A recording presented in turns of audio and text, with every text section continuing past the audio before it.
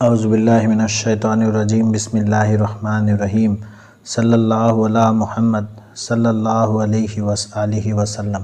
আল্লাহ নবী হজরত মুহাম্মদ সাল্লাল্লাহু আলাইহি ওয়াসাল্লামৰ যিমান ডাঙৰ আৰু যিমান ভাল ভাল আখলাক আছিল সেই সব আখলাকবোৰৰ ভিতৰত সবতছে ডাঙৰ আখলাক সবতছে ডাঙৰ চৰিত্ৰ আছিল যে আল্লাহ নবী বহুত সত্যবাদী আছিল। আল্লাহ নবীয়ে সদায় সঁচা কথা কৈছিল।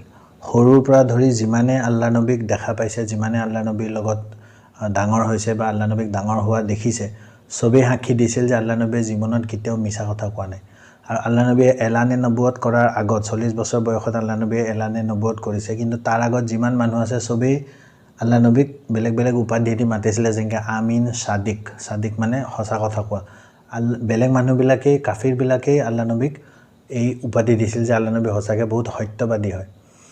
গতিকে আল্লাহ নবীক বেলেগ বেলেগ মানুহবিলাকে বেলেগ বেলেগ মুডত দেখিছে। কেতিয়াবা খং কৰা, কেতিয়াবা হাঁহি ধেমালি কৰা, কেতিয়াবা মানুহক বুজাই দিয়া, কথা বুজোৱা, কিন্তু কোনো সময়ত কেতিয়াও কোনো কণ্ডিশ্যনত আল্লাহ নবীয়ে কেতিয়াও মিছা কথা কোৱা। কেতিয়াবা আল্লাহ নবীয়ে মানুহবিলাকৰ লগত হাঁহি ধেমালিও কৰিছিল, যিটো আমাৰ ভাষাত আমি চুপতি কৰা বুলি কওঁ বা মজাক কৰা বুলি কওঁ। গতিকে আল্লাহ নবীয়ে হাঁহি ধেমালিও কৰিছিল, কিন্তু কোনো সময়ত সেই হাঁহি ধেমালিটো সদায় সঁচা কথাহে থাকে। যেনেকৈ আমি মানুহক হহুৱাবলৈ বহুত মানুহ আছে, যেনেকৈ মিছা কথা এটা বনাই পিনি কৈ দিয়ে, কৌতুক বুলি কয়। তেনেকৈ কিবা এটা কথা মিছাকৈ বনাই পিনি কৈ দিয়ে, কিন্তু আল্লাহ নবীয়ে মানুহক হহুৱাবলৈও যদি কয়, কিবা এটা সাহাবীসকলক অকণমান মুখত হাঁহি আহিবলৈও যদি কিবা এটা কৈছে, কিন্তু সঁচা কথাহে কৈছে। তেনেকৈ এজন সাহাবী আল্লাহ নবীৰ ওচৰত আহি আল্লাহ নবী ক'লে যে ইয়া ৰাছুলাল্লাহ, ইয়া হাবিবাল্লাহ, মোক এটা উট লাগে। মই অলপ দূৰলৈ যাবলগীয়া আছিলে, মোৰ এটা উট বহুত প্ৰয়োজন হৈছে। আল্লাহ নবীয়ে সেই সাহাবীজনক ক'লে, নাই নাই, মই তোমাক উট দিব নোৱাৰোঁ, মই তোমাক উটৰ এটা পোৱালিহে দিব পাৰিম, উটৰ এটা বাচ্চাহে দিব পাৰিম। সেই সাহাবীজনে তেতিয়া ক'লে, নাই ইয়া ৰাছুলাল্লাহ, মই উটৰ বাচ্চাটোলৈ কি কৰিম, মোক ডাঙৰ উট এটা লাগে, মই বহুত দূৰলৈ যাব লাগিব। আল্লাহ নবীয়ে ক'লে, নাই নাই, মই উটৰ বাচ্চাটোহে দিব পাৰিম।